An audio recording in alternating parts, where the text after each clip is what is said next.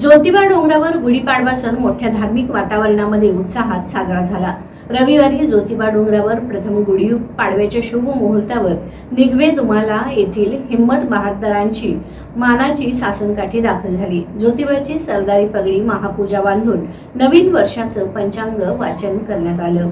गुढीपाडव्याच्या मुहूर्तावर ज्योतिबा डोंगर येथील दख्खनचा राजा श्री ज्योतिबाच्या चैत्र यात्रेस पारंपरिक पद्धतीने प्रारंभ झाला। चैत्र यात्रेच्या सोहळ्यासाठी येणाऱ्या मानाच्या सासनकाठ्या तसंच ज्योतिबा परिसरातील सासनकाठ्या पारंपरिक पद्धतीने सजवून दिमाखात उभ्या करण्यात आल्या। ज्योतिबा मंदिरात श्रींची राजेशाही थाटातील सरदारी सालंकृत आकर्षण महापूजा बांधण्यात आली होती। सकाळी 11 वाजता करवीर तालुक्यातील निगवे दुमाला येथील हिम्मत बहादूर चव्हाण यांची मानाची सासनकाठी सहवाद्य मिरवणुकीने डोंगरावर दाखल झाली। मुख्य मंदिर परिसर ही सासनकाठी ग्रामस्थ भाविकांनी नाचवली। सासनकाठीचा औक्षण करून स्वागत करण्यात आलं। यावेळी संग्रामसिंह चव्हाण, रणजितसिंह चव्हाण, रणवीरसिंह चव्हाण, केदारलिंग देवस्थान समितीचे अधीक्षक धैर्यशील तिवले आदी उपस्थित होते। मानाची सासनकाठी मंदिर परिसरात आल्यावर गुलाल खोबऱ्याची उधळण झाली।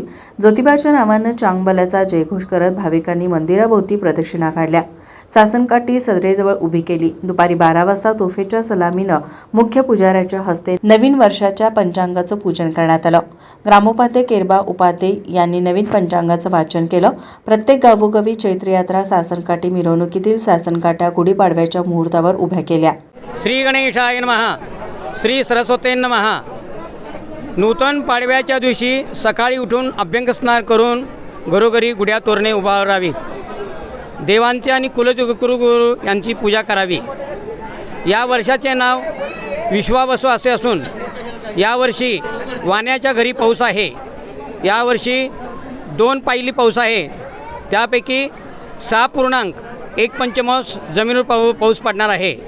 यावर्षी पाऊस खंडवृष्टीने पडणार आहे।